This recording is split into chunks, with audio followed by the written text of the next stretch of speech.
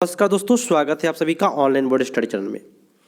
तो रिवीजन चल रहा था और रिवीजन में मैं आप सभी को सबसे पहले बात बता दूं, रिवीजन में ये क्लास 2 है और रिवीजन में जो करा रहा हूं आपका ईवीएस का पेपर करा रहा हूं और सीटेट जो भी तैयारियां कर रहे हैं मेरे यहाँ पूरे विश्वास के साथ तैयारियां करें और रिवीजन भी करें तो ट्रिक से और समझ करके करें। काफ़ी बेटर तरीक़ा से मैं आपको बताऊंगा और जैसे मैं कर रहा हूं ना वैसे अगर आप करके आते हैं तो थोड़ा सा भी आपको मेरे यहाँ तैयारी करने में दिक्कत नहीं होगी और आप जो तैयारियां कर रहे हैं सीटेट का वह बेटर तैयारियां मैं करा दूंगा।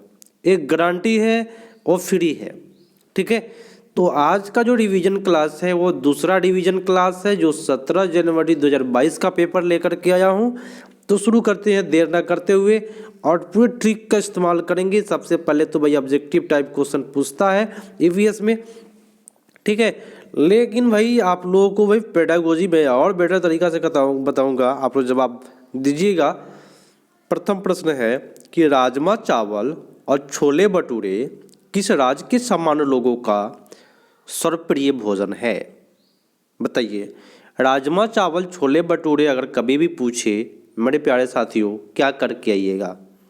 चलिए बहुत अच्छी बात है, ये आपका पंजाब का हो जाएगा और जिन लोगों ने पंजाब किया उन सभी का सही जा रहा है। सी इज द राइट आंसर। अगला प्रश्न है कि 26 जनवरी 2001 को भुज में भूकंप के झटके लगे थे। भुज किस राज्य में स्थित है? काफ़ी मज़ेदार क्वेश्चन है। चलिए बहुत अच्छी बात है, जिन लोगों ने यहाँ पे गुजरात किया उन सभी का सही जा रहा है।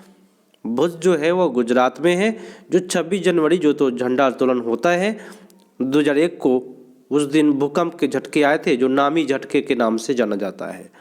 कभी भी बात आती है कि 3 से 3.5 मीटर हम लोग को जब भी दिखाई देता है मेरे साथियों तो फटाफट मारते हैं आसाम। क्या मारते हैं? आसाम।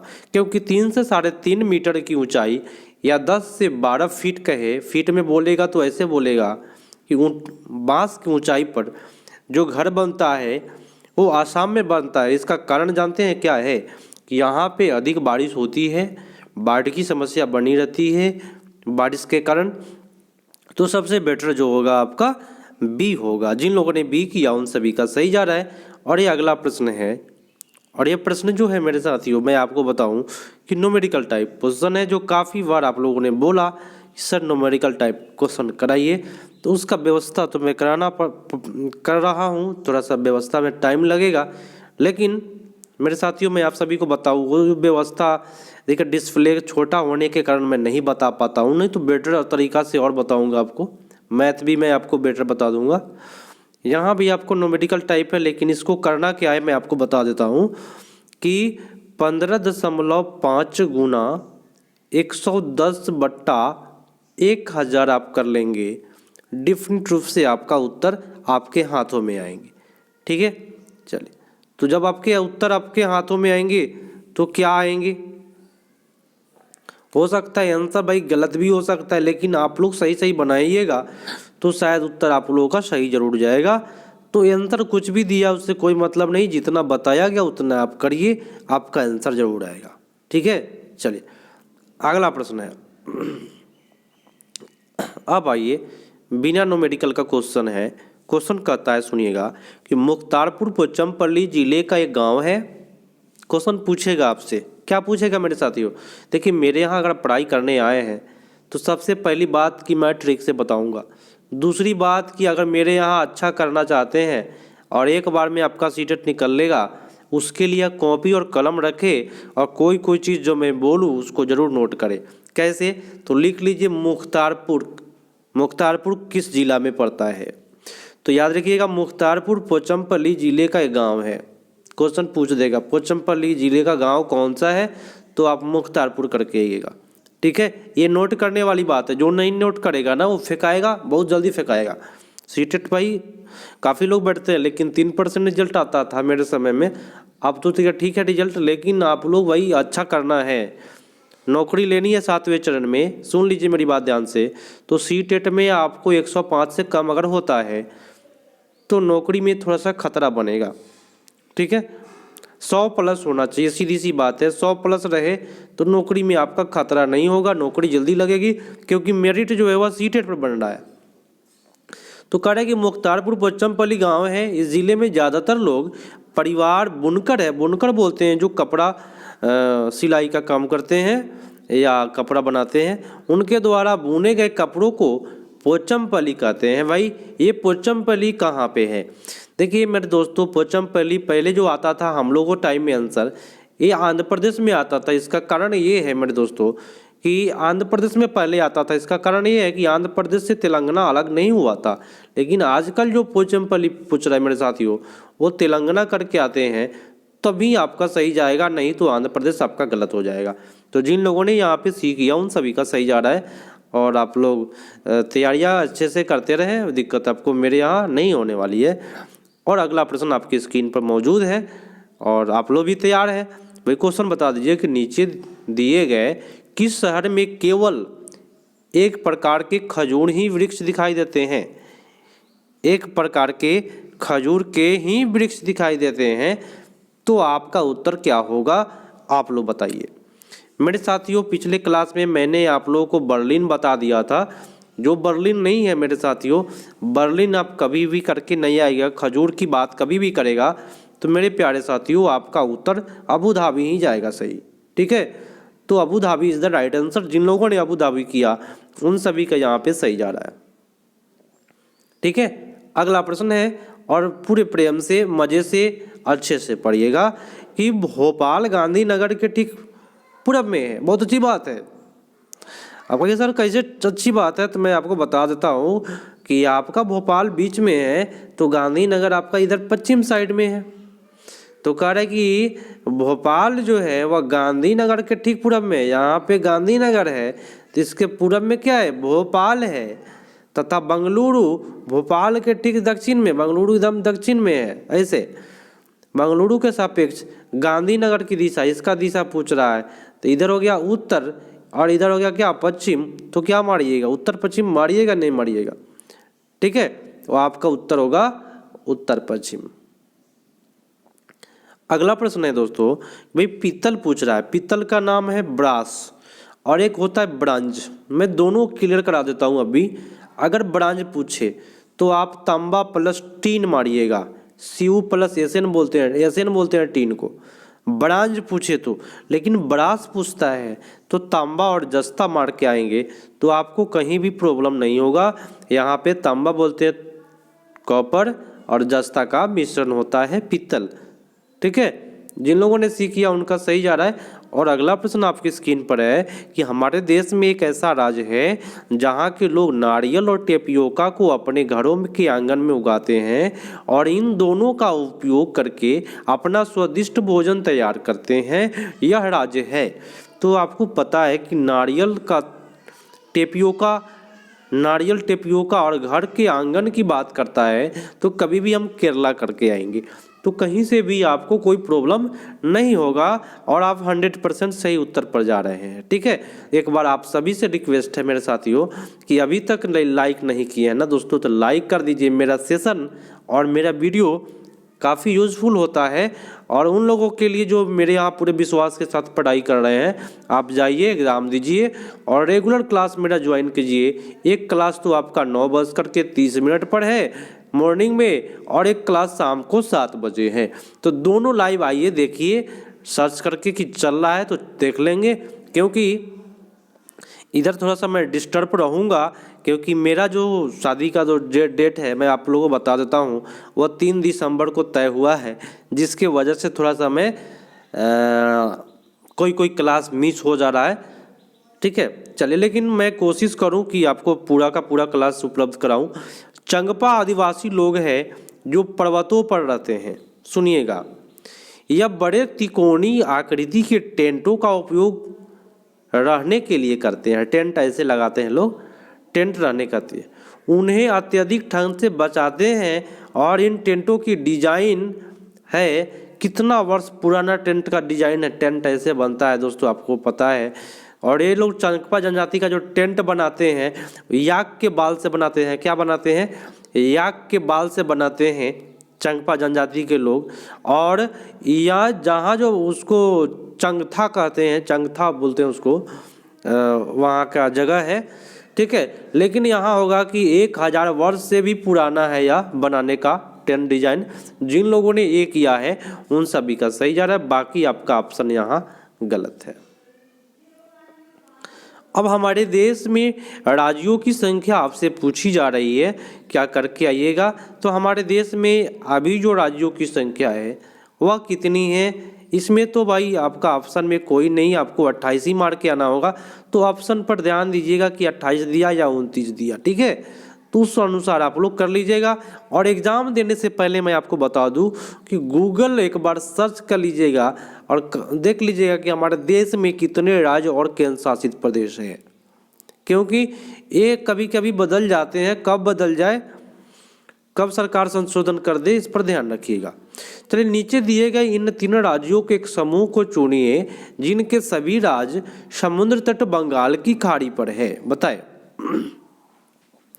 देखिए, मेरे यहाँ तैयारी आपको अच्छी हो जाएगी। बस देखिए होता क्या है भाई, विश्वास नहीं करेंगे ना, बड़े बड़े चैनल लोग पड़े हुए हैं, बहुत बड़े बड़े चैनल लोग हैं, यूट्यूब पर पढ़ाने वाले लोग, धाकर लोग हैं जो आपको 1 से 1.5 घंटा समय लगाता है 15 प्रश्न कराने में, ठीक है। तो मेरे यहाँ वो सिस्टम नहीं है दोस्तों। मैं आपको ट्रिक से समझा करके 30 मिनट में आपको 30 प्रश्न करा दूंगा। तो ये आपका उत्तर क्या हो जाएगा, मैं आपको बता देता हूँ कि बंगाल की खाड़ी पर आपको आंध्र प्रदेश, उड़ीसा और तमिलनाडु जो होता है, जिन लोगों ने यहाँ पे ये किया है उन सभी का सही जा रहा है, ठीक है। चलिए, चेराव कहाँ का लोक नृत्य है, सभी को पता है भाई। चेराव जो लोक नृत्य है वो आपका मिजोरम का है। कहाँ का है दोस्तों, मिजोरम का। बहुत अच्छी बात है, जिन लोगों ने यहाँ पे डी ऑप्शन टाइपिंग किया उन सभी का सही जा रहा है। और चैटिंग में सभी कोई अपना अपना उत्तर दे। जो लोग ऑफलाइन देखते हैं ना, उनसे भी रिक्वेस्ट है कि आप लोग कमेंट में उत्तर दे, ठीक है, कि कितना आपका सही जा रहा है 30 में। और ये भी कमेंट करके बताएं कि 30 में कितना सही हुआ और आप किस जिले से हैं, किस राज्य से हैं, एक कमेंट जरूर करिएगा। कमेंट बॉक्स में करना है भाई, चैटिंग में नहीं। हमारे देश में एक ऐसा क्षेत्र है जहां ऊंचा, कभी भी ऊंचे की बात करें, मैं आपको ट्रिक बता देता हूँ कि हमारे देश में एक ठंडा रेगिस्तान है और ऊंचा बोले, ठंडा रेगिस्तान बोले और ऊंचा बोले तो कभी भी आंख बंद करके आप लेह लद्दाख करके आइएगा, थोड़ा सा भी प्रॉब्लम नहीं होगा। ये मेरे यहाँ का ट्रिक है, थोड़ा सा भी आपको प्रॉब्लम की ओर नहीं ले जाएगा, ठीक है। चलिए, बहुत अच्छी बात है। जिन लोगों ने बी किया है उन सभी का सही जाते हुए अगला प्रश्न आपके स्क्रीन पर मौजूद है। प्राथमिक स्तर पर पर्यावरण अध्ययन की प्रकृति कैसी है। मेरे प्यारे साथियों, मैं आपको बताऊं कि ईवीएस की प्रकृति कभी भी पूछे तो आप एकीकृत आंख बंद करके आइएगा। और अभी तक नोट करके नहीं है तो ईवीएस की जो प्रकृति होती है नोट कर लीजिए।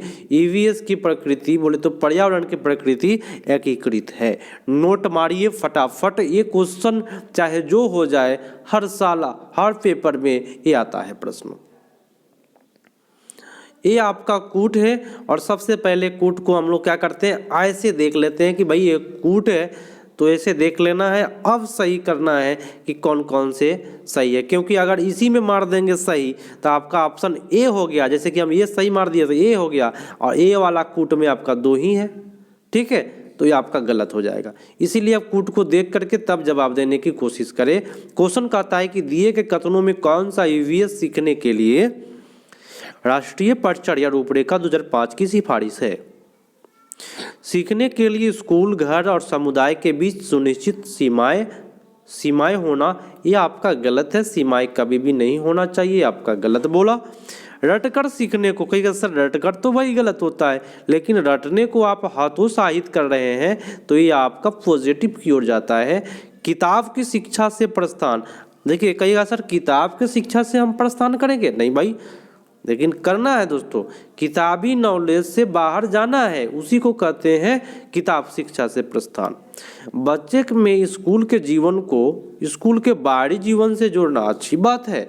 तो यहाँ आपका बी, सी और डी पढ़ गया। जिन लोगों ने डी किया उनका सही जा रहा है। अब बताइए आप लोग कि आप लोग जो तैयारियां कर रहे हैं, क्या नौकरी लेना है आपको? नौकरी लेना है मेरे साथियों, कॉपी और कलम जरूर रखिएगा मेरे यहाँ अगर तैयारी कर रहे हैं, और विश्वास से तैयारी करिए, है ना। कोई चैनल छोटा बड़ा नहीं होता, मेरा पढ़ाई देखे, जो लोग देखे हैं उन लोगों का कमेंट आता है मेरा पढ़ाई देखे, उसके बाद ही आप लोग पढ़ाई करें, है ना। चलिए, प्राथमिक स्तर पर पर्यावरण अध्ययन के उद्देश्य निम्नलिखित में कौन सा हो सकता है। अब आया पेडागोजी, मैं तो इसका गर्दा उड़ाऊंगा। तो सबसे पहली बात कि आपका लग रहा है कि ये कूट है, क्योंकि छोटा ABCD जो होता है वह कूट होता है। तो सबसे पहले इसका कूट देखे कि भाई कूट तो नहीं ना है, नहीं तो भाई हम लोग भी फेंका जाएंगे, हम भी फेंका जाएंगे, आप भी फेंका जाइएगा। देख लिया ना, ये भी आपका कूट है। तो आइए यहाँ पे अब उत्तर बताइए आप लोग, कूट में कौन कौन सा ही कहिएगा। क्वेश्चन कहता है कि प्राथमिक स्तर पर पर्यावरण अध्ययन का उद्देश्य निम्नलिखित में कौन सा हो सकता है। तो विशेष रूप से प्राकृतिक पर्यावरण से संबंधित बच्चों की जिज्ञासा और रचनात्मकता का पोषण करना। बहुत अच्छी बात बोला है, यहाँ पे थोड़ा सा भी इसको प्रॉब्लम नहीं है। पर्यावरण के मुद्दे के बारे में जागरूकता और विकास करना, ये भी अच्छी बात है, ठीक है। जागरूकता करना है, विकास करना है। अब आइए आपका अगले प्रश्न पर, अगले ऑप्शन पर आते हैं। कौन कौन, दो सही कर दिया मैंने, दो सही कर दिया ना।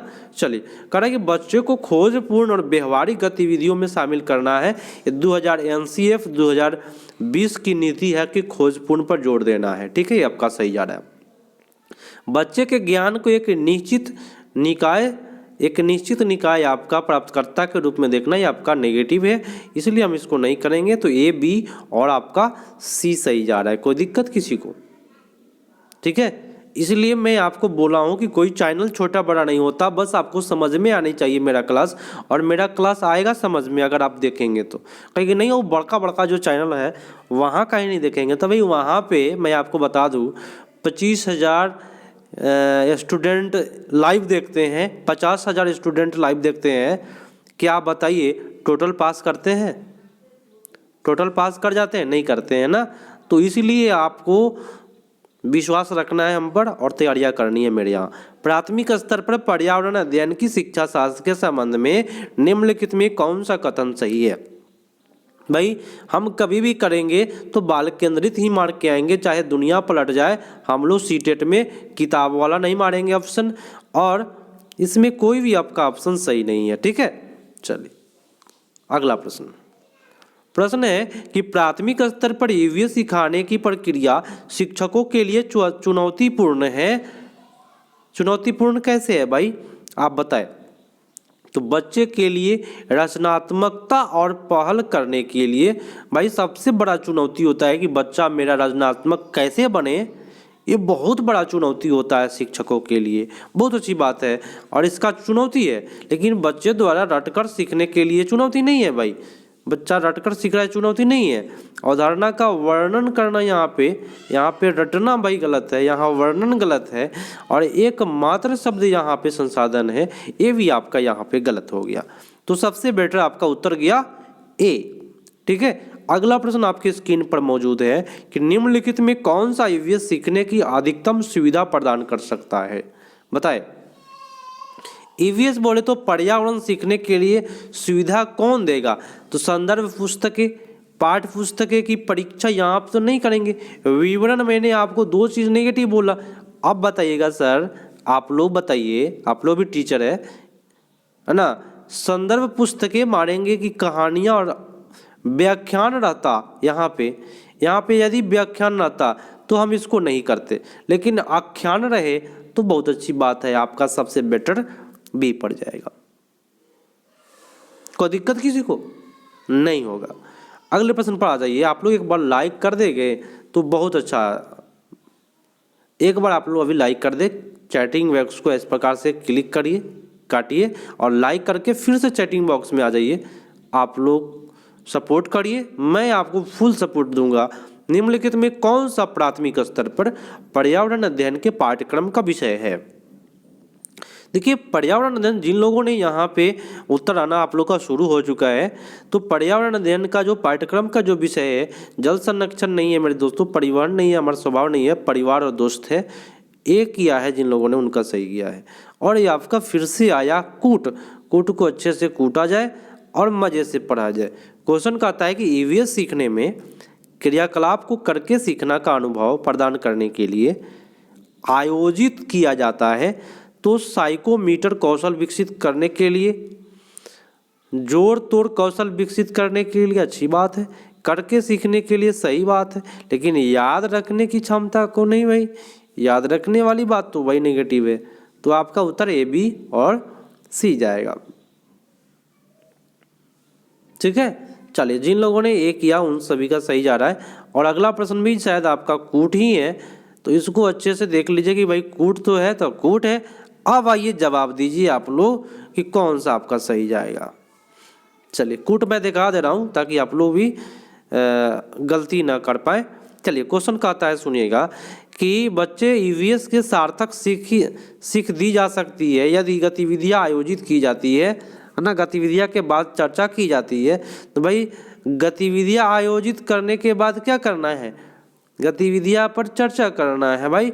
तो ये आपका ऑप्शन, इस ऑप्शन के बदले में इसमें भी बोल दिया है, तो हम ए वाला क्यों बोलेंगे, नहीं बोलेंगे, ए वाला आपका सही जा रहा है। शिक्षक द्वारा बच्चे के स्थानिक संदर्भ के अनुसार गतिविधियां संचालित करना, तो संदर्भ के अनुसार कर रहा है तो अच्छी बात है।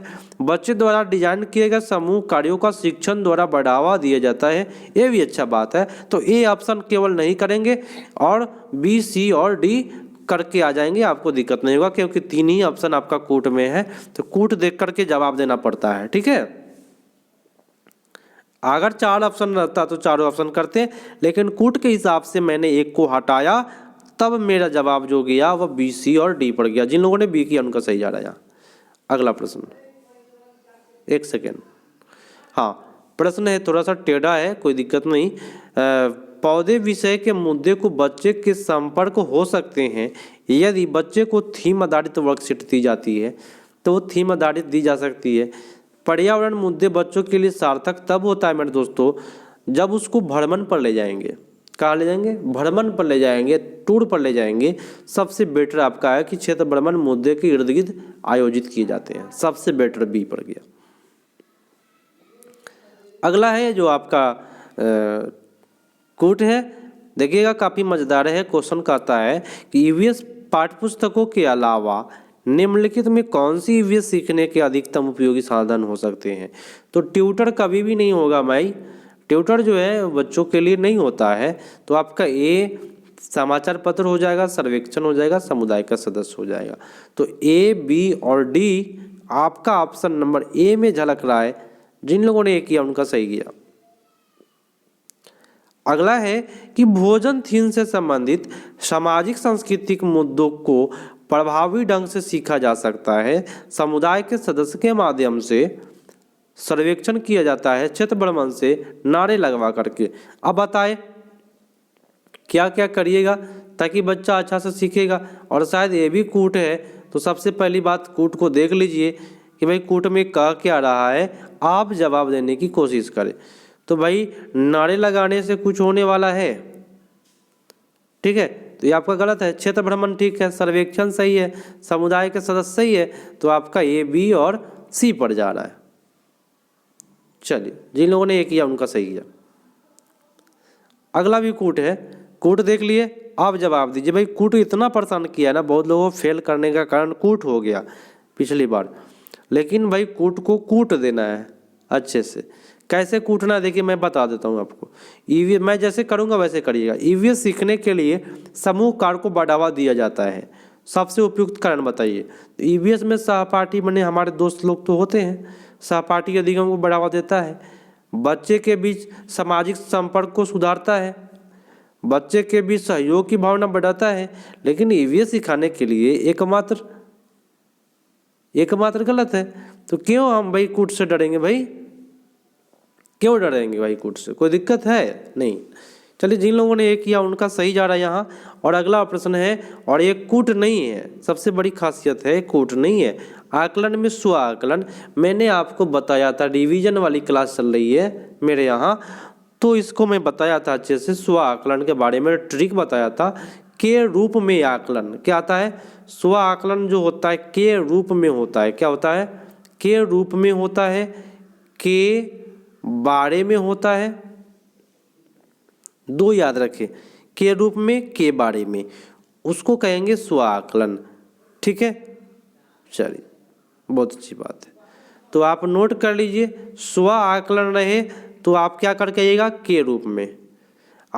सीखने के लिए आकलन होगा तो बच्चा के लिए होगा, ये क्या होगा बच्चा के लिए। मैंने डिवीजन वाली क्लास चला रहा है, इसके पहले ही बताया। का रहेगा तो होगा शिक्षक के लिए, किसके लिए शिक्षक के लिए। आप नोट कर लीजिएगा तो बेटर होगा, नहीं तो आप फेंकाइएगा। ठीक है, तो का रहेगा का आकलन तो शिक्षक के लिए होगा, के लिए रहेगा तो बच्चा के लिए रहेगा, के रूप में रहेगा तो स्वयं रहेगा। ठीक है, ये पकड़ने का ट्रिक है जो कोई नहीं बता पाएगा। आज का लास्ट प्रश्न है, सुनिएगा। एक सेकेंड थोड़ा सा छोटा कर ले ताकि आपको दिखे और आप लोग अच्छे से करें। शेयर आप लोग जरूर करिएगा, वीडियो को अधिक से अधिक कहिए, बोलिएगा कि डिवीज़न चल रही है, सभी को शामिल होना है डिवीज़न में। तो शिक्षक की डायरी में दर्ज जानकारी का उपयोग शिक्षक द्वारा किया जाता है। तो शिक्षक द्वारा किस लिए किया जाता है बताइए। डायरी में जो दर्ज जानकारी है किस रूप में होता है, शिक्षण अधिगम की रणनीति की समीक्षा एवं संशोधन के लिए किया जाता है। ठीक है, प्रगति रिपोर्ट बोले तो रिजल्ट आपका यहाँ गलत है। साक्ष्य दर्ज करने के लिए गलत है, रिकॉर्ड करने के लिए आपका गलत है।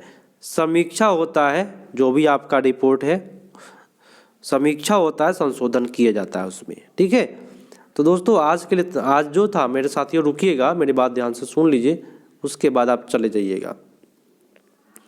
ये आपका मैं समय बता दूं, 26 मिनट हो रहा है अभी। 26 मिनट में मैंने आपको 30 प्रश्न कराया। आप लोग पूरे वीडियो उठा करके देखें यूट्यूब पर। बहुत ही ऐसा कम चैनल है जो आपको कम समय में 26 मिनट में 30 प्रश्न कराए।